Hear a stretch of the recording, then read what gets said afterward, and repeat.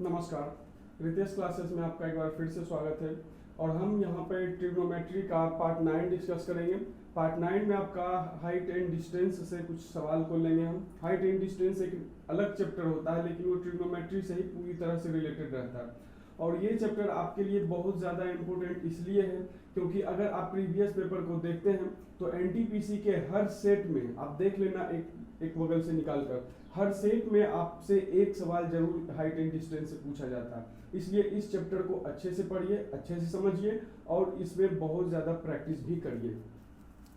देखिए, इससे पहले जो हमने आपको पढ़ाया था मिनिमम मैक्सिमम, उसमें मैंने आपको कहा था कि इसमें अलग अलग सेंटेंस होते हैं, अलग अलग आपका समीकरण होता है, इक्वेशन होता है और अलग अलग उसका मिनिमम या मैक्सिमम वैल्यू निकालने का नियम होता है। लेकिन यहाँ पे वैसा नहीं है, ये थोड़ा सा सिंपल है, थोड़ा सा आसान है और बहुत ही आसान भाषा में आपको समझाऊंगा भी। और साथ ही साथ मेन मेथड, बेसिक मेथड के साथ साथ आपको ट्रिक से भी इसे सोल्व करना बताऊंगा, जिससे आप सवाल देखते ही आंसर उसका बोल देंगे। तो चलिए हम स्टार्ट करते हैं। देखिए, हाइट एंड डिस्टेंस में होता क्या है ना कि आपसे आप देख ही रहे हो ऊंचाई और दूरी, ऊंचाई और दूरी पर ही सवाल रहेंगे। जैसे एक तो होता है रेलगाड़ी कितनी किलोमीटर चलेगी, कितने किलोमीटर घंटा, वो अर्थमेटिक में आता है, वो एक अलग चीज है, ठीक है। वहाँ दूरी पूछा जाता है। यहाँ ऊंचाई भी सम्मिलित है, मतलब किसी घर का ऊंचाई पूछ देगा, किसी मंदिर का ऊंचाई पूछ देगा, ये सब चीज पूछ देगा। कोई बिंदु रखकर उसके आधार के बीच इसका क्या डिस्टेंस है, ये सब पूछ देगा, ठीक है। तो यहाँ क्या होता है ना कि कोई टावर रहेगा, कोई मंदिर रहेगा, कोई घर रहेगा, तो वो फर्श से आपका 90 डिग्री के कोण पर ही रहेगा, ठीक ना। देखिए जरा सा समझिए, हम इन सारे सवाल को लेंगे, कुछ सवाल को लेंगे, उस पर डिस्कशन करेंगे। उससे पहले आप छोटी सी बात समझिए। देखिए, अगर कोई आदमी यहाँ है, पी है, ठीक है, और यहाँ कोई एक टावर खड़ा है लंबा सा, ये टावर है, ठीक। अब ये आदमी क्या करेगा ना, इस टावर के ऊपरी बिंदु को देखना चाह रहा है, ओके, देखेगा। तो मान लीजिए पी का आंख ये है, थोड़ा सा इसको नीचे करते हैं, पी का आंख ये है, तो यहां से ये इस तरह से देखेगा, इस तरह से देखेगा, ठीक ना। ये थोड़ा सा आंख को ऐसे ऊपर करके देखेगा, ठीक। और वैसे इसका पैरेलल हॉरिजॉन्टल लाइन क्या रहेगा, ये रहेगा। तो देखिए, ये जो सीधा देखने का जो नजर था, ये इसकी कहलाती है, जो बिल्कुल पड़ी रहेगी, इसे कहेंगे हम हॉरिजॉन्टल, ठीक है। हॉरिजॉन्टल नीचे, क्षैतिज जिसे कहते हैं, और जो ऊपर रहता है उसे वर्टिकल, ऊर्ध्वाधर। जो खड़ी लाइन है वो वर्टिकल और जो नीचे लाइन है वो क्षैतिज। तो ये पी का ये क्षैतिज हुआ, क्षैतिज रेखा हुआ, और ये जो है ना ये पी का दृश्य रेखा हुआ, ओके।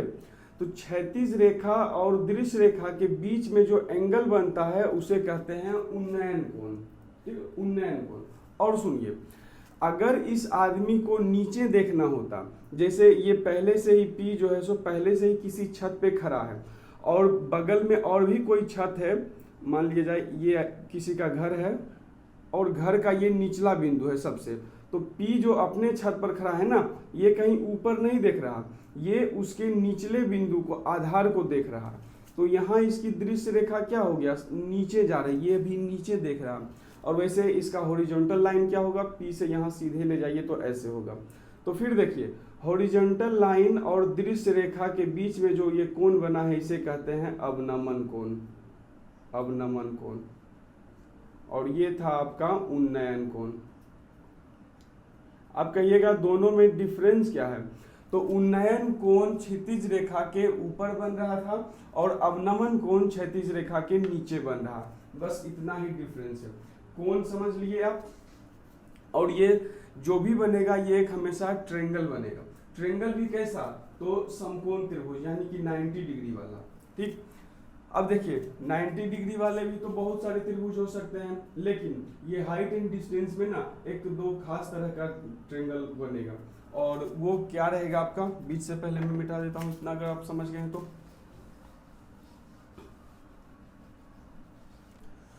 वो मोस्टली दो तरह का रहेगा, ठीक है, जितने भी आप सवाल बनाएंगे। एक क्या रहेगा, या तो एक एंगल तो फिक्स है हमेशा 90 डिग्री रहने का, एक फिक्स है, बाकी दो एंगल का चर्चा कर रहा हूँ। या तो बाकी दोनों में से एक 30 डिग्री का और एक 60 डिग्री का रहेगा, या तो दोनों का दोनों 45-45 का रहेगा। आप सवाल अगर बनाए होंगे या फिर आगे बनाइएगा ना तो देखिएगा यही इतना ही एंगल रहता है, ठीक है। और देखिए आप कहिएगा इसमें क्या निकालने के लिए कहेगा, हो सकता है ये ऊंचाई कह दे आपको निकालने के लिए। ये जो ऊंचाई ले रखा है मैंने, ये बोल देगा कि कोई मंदिर है, कोई टावर है, तो बताइए इसका ऊंचाई कह सकता है निकालने, या फिर ये डिस्टेंस कह सकता है निकालने। तो आप कहेंगे इसके लिए हम ट्रिग्नोमेट्री में आकर क्यों पढ़ेंगे, ये तो हमने पढ़ रखा ही है। लंब का स्क्वायर यानी कि ऊंचाई का स्क्वायर प्लस आधार का स्क्वायर इज इक्वल टू कर्ण का स्क्वायर होता है।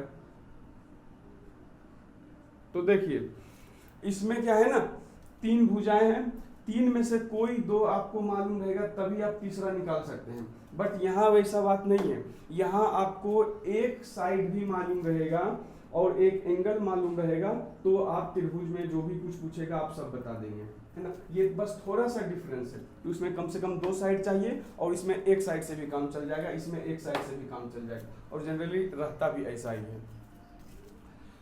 छोटा सा एग्जांपल लेते हैं और सवाल पे आते हैं, थ्योरी बहुत हो गई। देखिए ये एंगल आपको बोल दिया है, पहले छोटा सा एग्जांपल ऐसे लेकर समझाने की कोशिश करते हैं। ये एंगल आपको बोल दिया गया है 30 डिग्री का है, ठीक है, 30 डिग्री का है।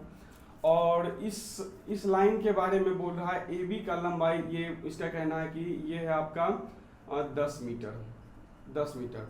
तो आपसे पूछ रहा है BC का लंबाई, BC बराबर बताइए क्या होगा, BC बराबर क्या।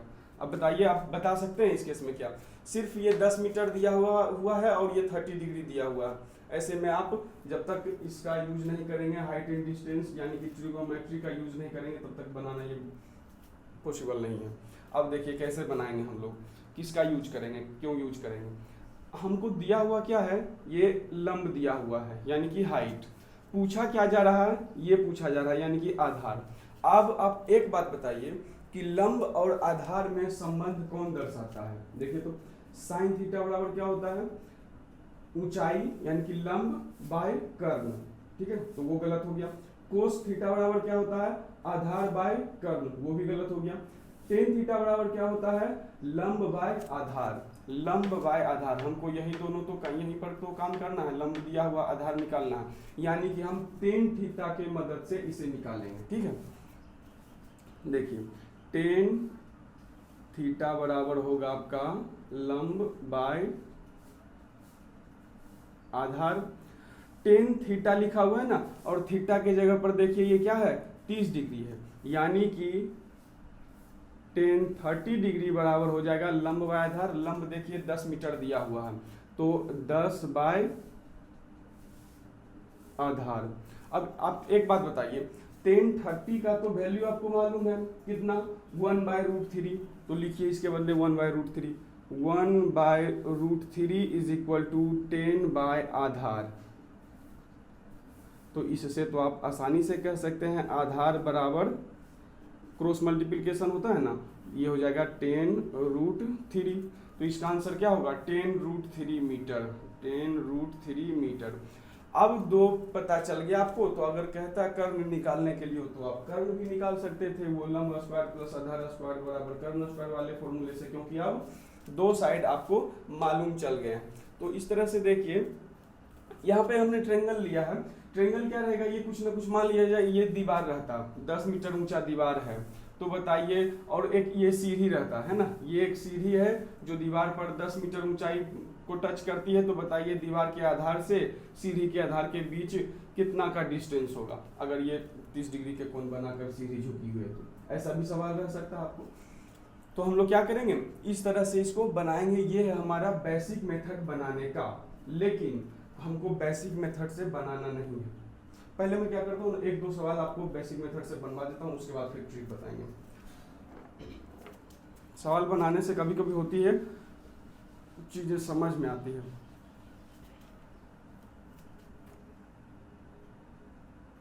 बेसिक मेथड से पहले हम लोग बनाते हैं 1-2 सवाल।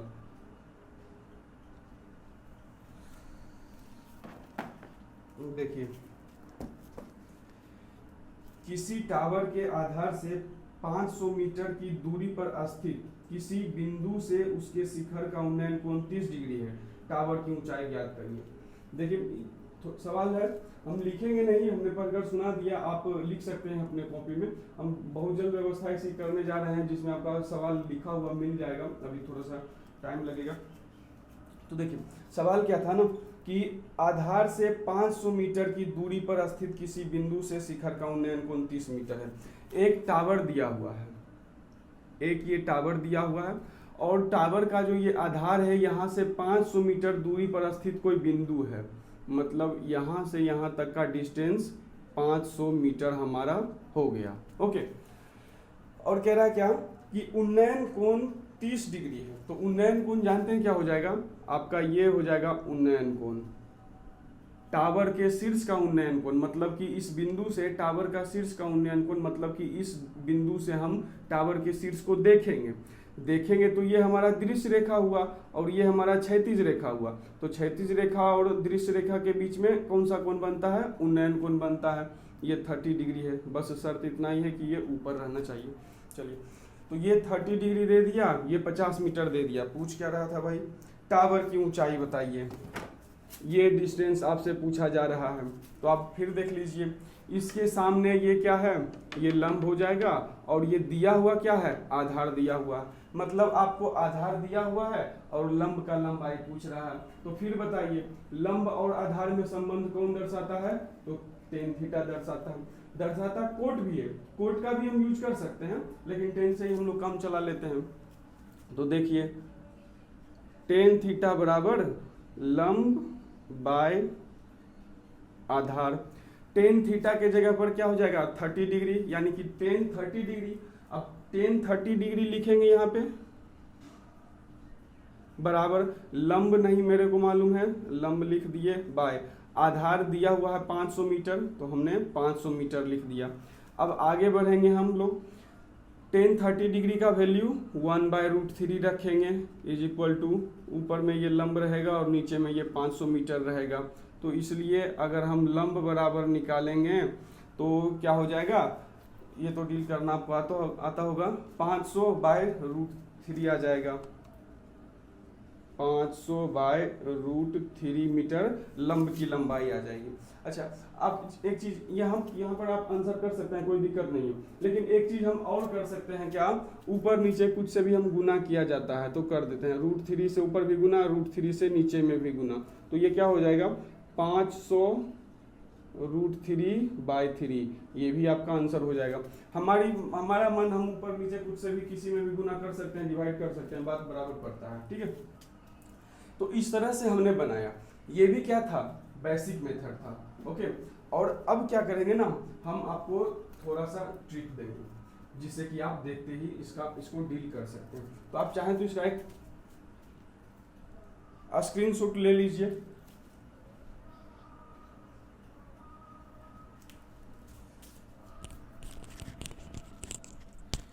स्क्रीनशॉट आप ले सकते हैं इसका।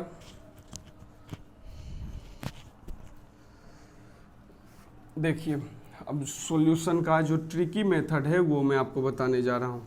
इस क्वेश्चन को रखते हैं यहीं पे, ठीक है। जब ट्रिक सीखेंगे तो हम लोग इसी को पहले बनाएंगे। हमने क्या कहा, एक तो ऐसा केस आएगा जिसमें एक एंगल तो हमेशा 90 डिग्री होगा ही, और बाकी का दो 30 और 60 रहेगा, और एक ऐसा केस आएगा जिसमें बाकी का दो 45 और 45 रहेगा। तो 30 और 60 डिग्री वाले के केस में पहले आइए, देखिए, जो एंगल 30 डिग्री होगा ना, जो एंगल 30 डिग्री होगा ना, उसके सामने वाले रेखा का लंबाई अगर 1 है, 1 सेंटीमीटर, मीटर, किलोमीटर कुछ भी रहे, उससे हमको मतलब नहीं है। 30 डिग्री के सामने अगर 1 है तो ये जो 60 डिग्री है इसके सामने होगा आपका √3, और जो बच गया ये तीसरा वाला यानी कि 90 डिग्री के सामने वाला होगा आपका 2। मतलब 30, 60 और 90 के सामने का जो रेखा होगा, सामने का जो लाइन होगा, उसका अनुपात 1√3 और 2 के अनुपात में होगा। यानी कि 30 डिग्री के सामने 1, 60 के सामने √3 और 90 के सामने 2। ये रहेगा आपका इन तीनों एंगल के सामने के भुजाओं का अनुपात। अब देखिए, अगर आपसे कोई कह देगा कि ये लंब की लंबाई है तुम्हारा 10 मीटर, 10 मीटर, तो बताओ कर्ण कितना होगा। ये 30 डिग्री दिया हुआ, तो हम देखेंगे 30 के सामने में अगर 10 है तो 30 बराबर अगर ये 1 होता है तो 60 बराबर 2 हो जाता है। मतलब 10 दूना ये क्या हो जाएगा, पूरा का पूरा 20। 1 को लिखा है 10 तो 2 को क्या लिखोगे 20। तो इस तरह से कर्ण का लंबाई क्या हो जाएगा 20, आसानी से, कुछ नहीं करना है इसमें। चल यहाँ पर आइए, यहाँ पर क्या करना है, 30 के सामने क्या होगा, ये अगर 1 है तो ये क्या होगा √3 और ये क्या होगा 2। ओके, हमसे पूछा क्या जा रहा था, ये वाला लंबाई पूछा जा रहा था, और दिया हुआ क्या है, ये वाला दिया हुआ है, ये वाला दिया हुआ है 500 मीटर, जबकि ये अनुपात में होता है √3, यानी कि √3 बराबर 500। तो आपसे पूछ कौन रहा था, ये वाला, तो 1 बराबर बताइए। तो √3 बराबर यदि 500 तो 1 बराबर कितना, 500/√3, 500/√3। इतना सिंपल मेथड में आंसर। इसको क्या पेपर पेंसिल पे बनाना है, तो देखते ही आंसर मारेंगे, है ना। ये हो गए 30 और 60 के कुछ एग्जाम्पल। हम और भी लेते हैं, हम ट्रिक से ही बनाएंगे हम लोग इसको। सवाल हम बोलेंगे, आप नोट कर लीजिएगा, है ना। हम लिख कर भी देंगे, बट अभी नहीं दे सकते हैं, हम कुछ दिन के बाद देंगे आपको लिख कर, और ना ही बोर्ड पर लिखेंगे क्योंकि बहुत टाइम लग जाता है, थोड़ा वीडियो खामखा लंबा हो जाएगा। 16 मिनट का अभी तक हो चुका है, देखते हैं। देखिए, एक सवाल है, 10 मीटर ऊंची किसी दीवार के आधार से 10√3 मीटर की दूरी पर झुकी एक सीढ़ी का आधार पर उन्नयन कोण ज्ञात करें। क्या है, 10 मीटर ऊंची किसी दीवार, तो मान लेते हैं ये एक दीवार है, इसका क्या है 10 मीटर ऊंचा है, ये कोई दिक्कत नहीं, 10 मीटर ऊंचा दीवार हो गया। आगे क्या था, 10√3 मीटर की दूरी पर झुकी एक सीढ़ी, 10√3 मीटर की दूरी, ये तो दीवार था, दीवार का आधार से हम लेंगे 10√3 मीटर की दूरी पर एक सीढ़ी, यहाँ से एक सीढ़ी है और ये लंबाई 10√3 मीटर है, और यहाँ से एक सीढ़ी है जो दीवार पर झुका हुआ, ये यही हो गया आपका, ये पूरा यहाँ से यहाँ तक सीढ़ी। कह रहा है कि आधार पर उन्नयन कोण बताइए, मतलब कि ये एंगल आपसे पूछा जा रहा है, ये थीटा का मान आपसे पूछा जा रहा है, बताइए थीटा का मान क्या होगा। अरे भाई, तो हम इसमें क्या है, अगर हम देख रहे हैं ये 10 है तो ये 10√3 है ना, यानी कि ये 1 तो ये √3। अब देख लो, दोनों का रेशियो निकालो, चलो छोड़ो 1√3, दोनों का रेशियो निकालो, क्या आएगा 10 कटेगा ना, आएगा उधर 1 और इधर √3, मतलब 1 और √3। मैंने अभी आपको बताया था 1√3 2 60, ये सब इसका रेशियो होता है। तो अगर ये 1 है, ये √3 है, तो ये 2 होगा। अब बताइए 1√3 2 जिसमें होता है, उसमें जो भुजा 1 है वो किसके सामने रहता है, 30 डिग्री वाले के सामने रहता है। तो 1 देखिए यहाँ है, तो ये किसके सामने होगा, 30 डिग्री वाले के सामने होगा। बस बात खत्म हो गई। इतनी छोटी सी सवाल थी, इसमें और कोई झंझट था नहीं। अच्छा, एक बात बताइए, अगर आप इसे मेन मेथड से बनाना चाहें तो कैसे बनाएंगे। इसे आप मेन मेथड से बनाइए। देखिए, अभी हमको ये सब कुछ नहीं पता है। लंब है आपका 10 मीटर और आधार है आपका 10√3 मीटर, और थीटा का मान आपसे पूछा जा रहा है। तो फिर आपको लंब और आधार दिया हुआ है, लंब और आधार में संबंध कौन दर्शाएगा, tan थीटा। तो हम लिखेंगे tan थीटा।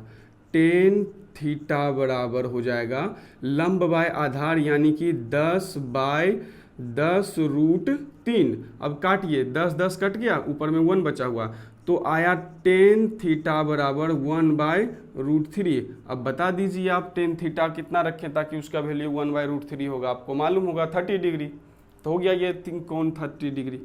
तो आप मेथड से भी बना सकते हैं और ट्रिक से भी बना सकते हैं।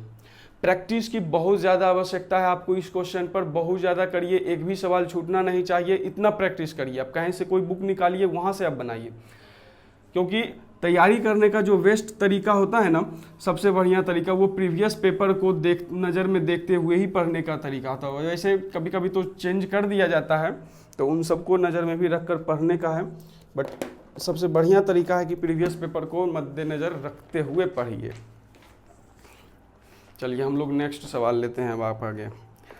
किसी दीवार पर 10 मीटर की ऊंचाई पर एक सीढ़ी झुकी हुई है जो आधार तल के साथ 30 डिग्री का कोण बनाती है, तो सीढ़ी की दीवार के आधार से दूरी बताइए। देखिए पहले फोटो बनाते हैं हम लोग।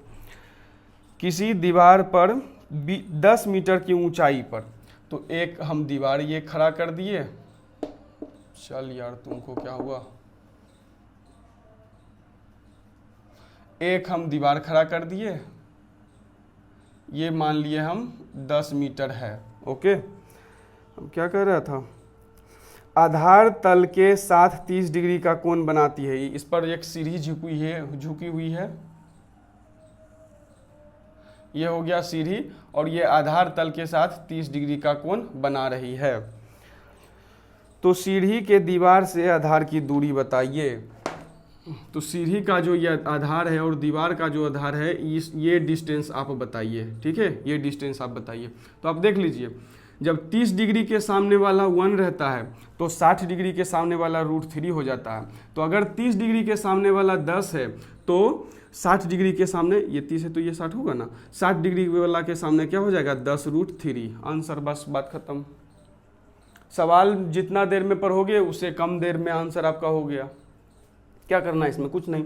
और अगर पूछ देता कि सीढ़ी की लंबाई बताइए, तो हम क्या कहते, अगर 30 डिग्री के सामने 1 होता है तो 90 डिग्री के सामने 2 हो जाता है। तो अगर 30 डिग्री के सामने वाला ये 10 था तो 90 वाला के सामने 20 हो जाएगा, दुगना हो जाएगा। कोई लफड़ा नहीं इसमें। और भी सवाल लेते हैं हम आगे।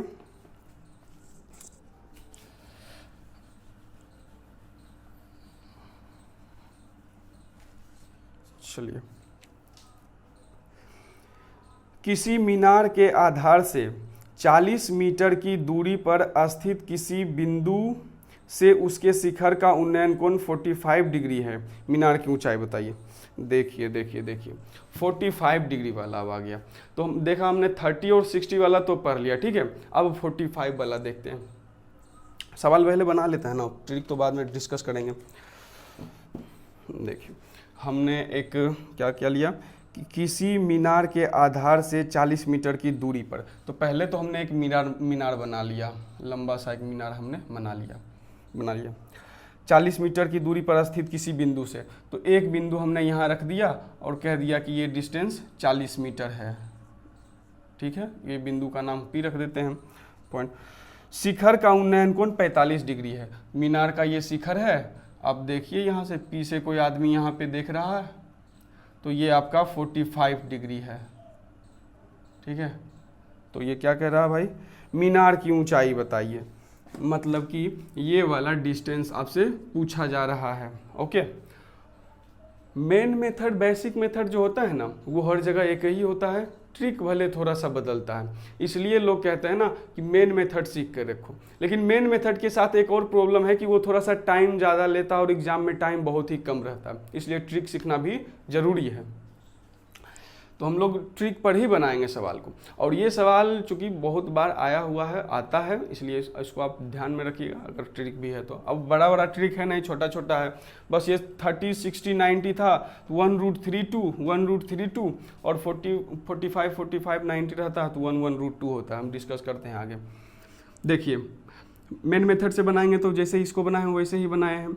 आपको ये आधार दिया हुआ है और आपसे ये लंब पूछ रहा है, ऊंचाई पूछ रहा है। तो आप बताइए लंब और आधार में संबंध कौन दर्शाता है, tan थीटा दर्शाता है। लिखेंगे tan, अच्छा कोण क्या कितना है, 45 डिग्री है, तो लिखेंगे tan थीटा बराबर लंब बाय आधार।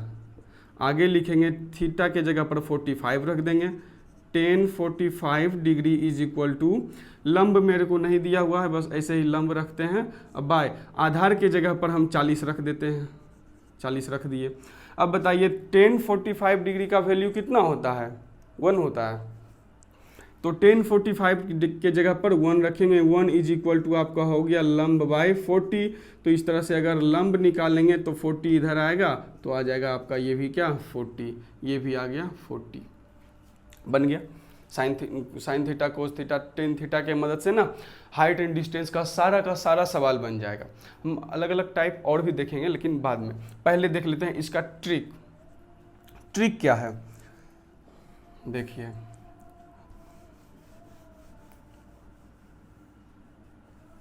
जैसे हमने कहा था ना कि 30, 60 और 90 डिग्री वाले के का रेशियो ये रहता है साइड का, उसी तरह से 40, 45, 90 डिग्री के सामने वाला का रेशियो रहता है आपका 1/√2। ठीक है, अगर एक 45 डिग्री के सामने वाले का लंबाई 1 है, दूसरे के सामने 1 है, तो तीसरे के सामने √2 रहेगा।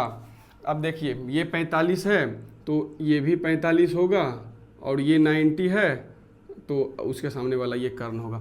मैंने रूल क्या बता रखा है, 1/√2। 45 के सामने ये भी 1, 45 के सामने 1 ये भी 1, और 90 के सामने ये जो होगा √2 होगा। तो कुछ दिया हुआ था ना, आधार साइज दिया हुआ था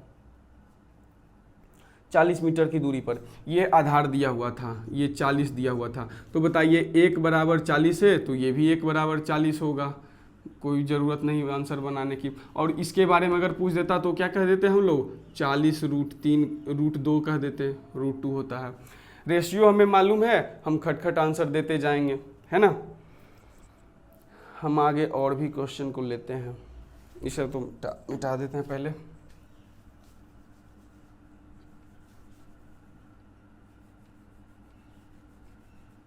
देखिए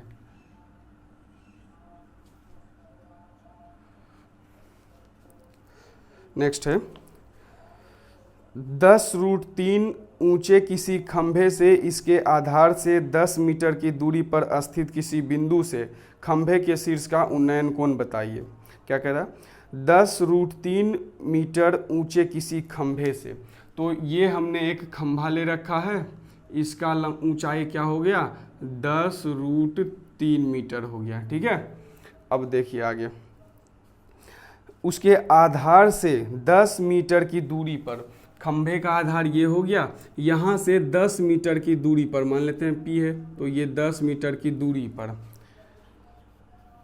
किसी बिंदु से खंभे के शीर्ष का उन्नयन कोण बताइए। मतलब कि आप ये कोण बताइए, ये थीटा बताइए। तो देखिए ये हो गया क्या, √3। इन दोनों का रेशियो पहले निकालिए ना, इन दोनों का रेशियो निकालिए, तो क्या आएगा, 10 कट जाएगा, ये आपका आएगा √3, तो यहाँ आएगा आपका 1। तो बताइए 1 और √3 वाला इधर चले आइए, √3 वाले के सामने जो एंगल रहते हैं वो 60 डिग्री रहते हैं, √3 के सामने जो एंगल रहते हैं वो 60 डिग्री रहते हैं, और 1 के सामने जो एंगल रहते हैं वो 30 डिग्री के सामने रहते हैं, 1 के सामने जो एंगल रहते हैं वो 30 डिग्री रहते हैं। तो निकल गया, और क्या, ये एंगल पूछ रहा था, 60 डिग्री बोलेंगे आंसर, कोई इसमें लफड़ा नहीं है। रेशियो वाला ध्यान रखेंगे, तुरंत बनेगा सारा सवाल। और भी सवाल लेते हैं हम लोग, अभी पूरी प्रैक्टिस करनी है। ये तो पहला टाइप का सवाल है, और हम थोड़ा सा डिफरेंट टाइप का भी सवाल लेंगे कल, और उस पर भी प्रैक्टिस करेंगे, क्योंकि अगर ये अच्छे से हम लोग समझ जाते हैं तो 1 नंबर हमारा फिक्स हो गया है अगले एग्जाम में, NTPC में।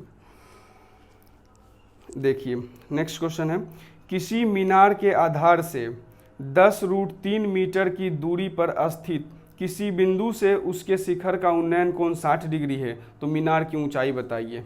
मीनार के आधार से 10√3 मीटर पर है, तो ये मान लेते हैं हम मीनार है, और इसका ये आधार हो गया, और यहाँ से 10√3 मीटर की दूरी पर एक ये बिंदु हो गया, तो 10√3 मीटर हो गया। उसके शिखर का उन्नयन कोण 60 डिग्री है, तो ये एंगल बता रहा है आपसे 60 डिग्री है। तो पूछ रहा है मीनार की ऊंचाई बताइए, आप ये वाला ऊंचाई बताइए। ठीक है, तो क्या करेंगे हम लोग, देखिए जब ये 60 है तो ये आपका क्या होगा, 30 डिग्री होगा ना। तो 30 डिग्री के सामने क्या रहता है, 1 रहता है। देखिए 30 डिग्री के सामने 1 रहता है, और 60 डिग्री के सामने √3 रहता है। 60 डिग्री के सामने √3 रहेगा, तो आपसे √3 बराबर पूछा जा रहा है क्या होगा, और 1 बराबर दिया हुआ है। 30 डिग्री के सामने 1 होता है, तो जहाँ 1 होना चाहिए था उसका वैल्यू दे रखा है 10√3, यानी कि 1 बराबर 10√3, और 60 डिग्री के सामने होता है √3, तो √3 बराबर कितना होगा बताइए। तो देखिए अगर 1 बराबर 10√3 है तो √3 के सामने हो जाएगा आपका 10√3 गुना √3, यानी कि ये हो जाएगा 30 मीटर आंसर। आप इसको गुना करिएगा तो 30 ही आएगा ना, 10 गुना 3 बराबर 30। तो ये लंबाई क्या हो गया आपका 30 मीटर, इसका मीनार का ऊंचाई हो गया। कितनी आसानी से बन रही है, आप ये देखिए।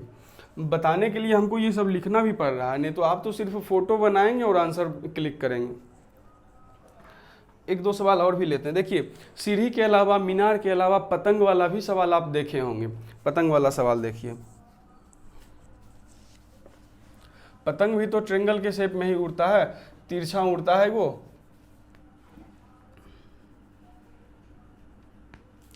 तिरछा उड़ता है ना।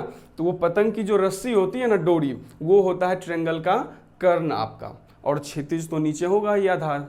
और जितनी ऊंचाई पर है पतंग, जहां भी पतंग उड़ रही है उसके ठीक नीचे देखेंगे कितनी है ऊंचाई, तो वो होगा उसका लंब।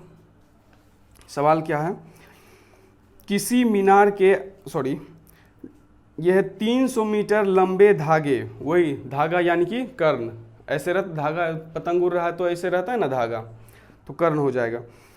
300 मीटर लंबे धागे वो 60 डिग्री के उन्नयन कोण पर उड़ रही एक पतंग की आधार तल से ऊंचाई ज्ञात करिए। 300 मीटर और 60 डिग्री, तो ये लंबाई क्या हो जाएगा 300 मीटर। ये रस्सी हो गया पतंग का, और ये आधार का एंगल कितना है 60 डिग्री है। तो कह रहा कि ये ऊंचाई बताइए। क्या करेंगे हम लोग, हम जान रहे हैं कि 60 डिग्री के सामने √3 होता है, ये 30 बचेगा जब ये 60 है तो, और 30 डिग्री के सामने में 1 होता है, और 90 डिग्री के सामने में 2 होता है। आप देख लीजिए 1 √3 2, तो जहाँ 2 होना था वहाँ पर यह 300 लिख रखा है, मतलब 150 गुना करके लिख रखा है। तो जहाँ 1 होता है वहाँ क्या हो जाएगा 150 मीटर। जब आप 2 के जगह पर 300 लिखिएगा तो हम 1 के जगह पर तो 150 लिख ही सकते हैं ना, हमने लिख दिया। तो आधार से जहाँ से पतंग उड़ रहा है उसका क्या लंबाई हो जाएगा 150। लेकिन हमसे ये नहीं पूछा जा रहा, हमसे ये पूछा जा रहा। तो बताइए जब 1 बराबर 150 तो √3 बराबर कितना 150 √3, 150 √3, ये होगी आपका ऊंचाई बराबर आंसर ट्रिक से। चलिए इसको एक मेन मेथड से भी बना देते हैं। थोड़ा सा पतंग वाला सवाल है, मेन मेथड से बनाते हैं। हमको ये सब कुछ नहीं पता है, ये सब कुछ नहीं पता है, ठीक है, बस इतना पता है। हमें दिया हुआ क्या है, ये कर्ण दिया हुआ है और लंब पूछ रहा है। ओके, तो अब एक बात बताइए कि लंब और कर्ण में संबंध कौन दर्शाता है। तो लंब और कर्ण में संबंध दर्शाता है साइन थीटा। तो हम रखेंगे यहाँ साइन थीटा को। अभी तक आया था टेन थीटा, बट अब आ गया साइन थीटा। तो रखेंगे sine theta is equal to लंब बाय कर्ण होता है। ओके, तो साइन थीटा, थीटा के जगह पर यहाँ हम क्या ले लेंगे 60 डिग्री, यानी कि साइन 60 डिग्री बराबर लंब बाय कर्ण। लंब तो नहीं पता है तो वही रहने देते हैं, और कर्ण तो मालूम है 300, तो कर्ण के जगह पर 300 लिख देते हैं। अब साइन 60 का भी वैल्यू हमें पता है, क्या होता है √3/2 बराबर लंब बाय 300। तो इसलिए आप अगर लंब निकालना चाहें तो क्या करेंगे 300 को इधर भेज देंगे आप, तो हो जाएगा √3 × 300/2। 2 से ये कट गया 150 में, तो आपका आंसर क्या आ गया 150 √3। ये आ गया आपका मेन मेथड से आंसर। और वैसे हमने निकाला था रेशियो के हिसाब से। कितने देर हो गए, बहुत लंबी होगी वीडियो 34 मिनट की। चलिए हम लोग आज इतने रखने देते हैं और मिलेंगे नेक्स्ट वीडियो में और नेक्स्ट टाइप के सवाल के साथ। थोड़ा सा लेवल और ऊपर करेंगे और कल हमारा हाइट एंड डिस्टेंस भी खत्म हो जाएगा।